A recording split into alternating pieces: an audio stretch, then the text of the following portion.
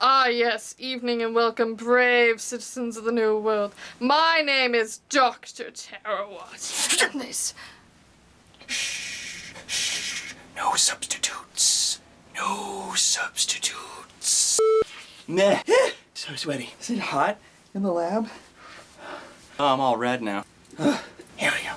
Ah yes, greetings and welcome to you, brave citizens of our new world. I'm Toronto's greatest supervillain and evil genius, Dr. Terawatt. This is Outlayer 3.1, and yes, you guessed it, we're gonna be at YetiCon this year. But today is an auspicious day. It is another day of our Questions Thursday, so let's get on into it. Hey Doc, thank you for answering my question, and now I have another. What? No. What? No. What? No. So say there is a cosmic level threat such as a giant purple alien that wants to devour planets, or a green robot alien that wants to shrink cities and then destroy the planets that they were on. Would you join forces with other superheroes and villains to stop the threat, or would you go off one your own thinking that you can stop it by yourself? Well, I mean, that really does depend on the people that I have present around me. More often than not, in my attempts to work with people, it has not always turned out well for me, not because we share different ideologies or anything like that, but moreover just because it doesn't work. We end up stepping on each other's toes. We don't have very good chemistry, you know. We don't vibe, as the kids say.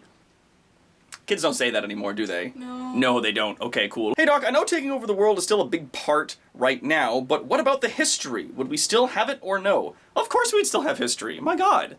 Like, history is such an insanely important thing in terms of just education in general, so we don't want to lose all of everything that brought us to this point. Like, I'm never going to try to cut out a large portion of what we were.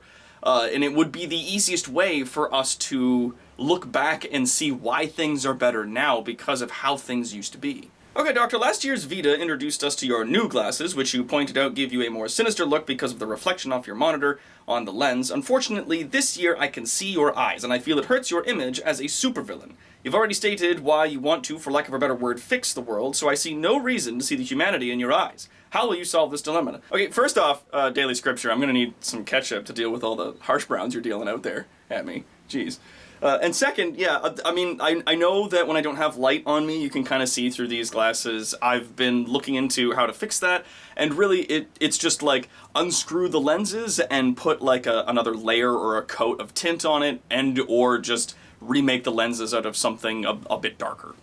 You stated that you wish to make lies illegal, but what about the lies that already exist? The ones flying around blinding us to the truth because someone was misinformed or belligerent in their own ways. What would be done with that information? Would we need our own S3 initiative, our own selection of social society, if you would, and delete all lies and misinformation and outright bullshit that exists online/offline, digital, and analog? Well, Planetary Sigma, here's the thing. You wouldn't have to delete all of the lies. All you would have to do is publicly denounce and disprove them.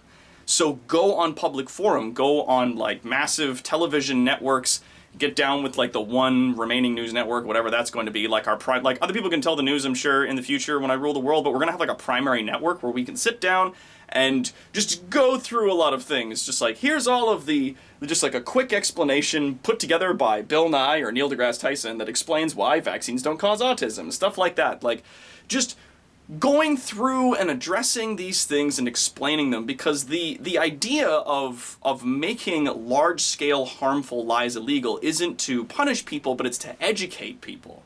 Like, we don't want to take like whole groups of people and just throw them in jail for saying something that was wrong. We want to educate them. We want to make it so that we have more of a society that holds itself more accountable to the information that it consumes, like we're slowly getting to these days. When an expert comes forward and says, oh, by the way, you know, this is something that's going on, people jump all over the internet to try and find other sources of that information. They try to find ways to either prove or disprove what this person is saying. They dig through a lot of data before coming back and either agreeing or disagreeing with the person at hand. And a lot of experts get upset about that because, on one hand, you know, they have a degree, they went to school, they're trained professionals in this particular field, but on the other hand, understand that it's also those same experts that have lied to us about stuff like how vaccines cause autism. So the distrust of the expert is not, in my opinion, wholly unhealthy. So yeah, we're not going to just delete lies. We're going to publicly post them up and say, this is wrong. Here's why this is wrong. Educate yourself.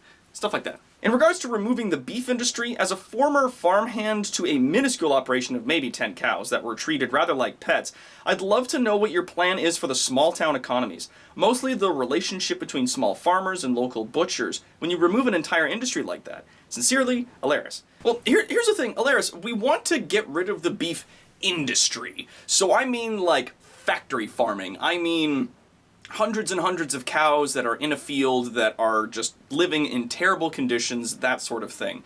Raising animals eventually for slaughter, I don't see as being something that, I mean, like, we could get rid of it entirely, because there are loads of alternatives to beef that are almost indistinguishable from beef that we could use. Just as nutritious, no hormones, all kinds of wild stuff like that. But for small-scale farmers and butchers, I mean, those people will easily be given a generation, maybe two, to switch to a different industry. If they want to keep those cows as pets, then great, do that. I don't have any problem with keeping pets as long as they are kept in nice living conditions. But yeah, I don't really want to get rid of the beef industry as a whole as much as I just want to get rid of factory farming. Like, my mom has free-range chickens up on her property in Kingston, and we have those eggs that the chickens just lay, and I think that's fine because they've got loads of space that they wander around in, they eat little bugs and stuff, and then at night we, hurdle them into the coop and then close the door so that, raccoons and stuff don't get to them. It's just stuff like that. Hey Doc, is there such a thing as technology so dangerous you would not want it mass-produced and put in the hands of average people? For example, cloned dinosaurs, jetpacks, time machines, flying cars. Flying cars that are also time machines that let people go back in time and put jetpacks on dinosaurs. Yeah, all of that, first off. Understand, Sasami-chan, that there is already a load of technology that exists today that is too dangerous for the average citizen's consumption. Even the operation of automobiles requires you to go through a process to get a license to do so. The operation of any machinery even just requires you to get a license in order to operate it. So I don't think that there's going to be a huge problem with us necessarily needing licenses for advanced technologies like flying cars or jetpacks so much as we already possess now. And if any other, there's already so much technology that already fits this description, so of course there's going to be more in the future. What do you think I am, crazy man?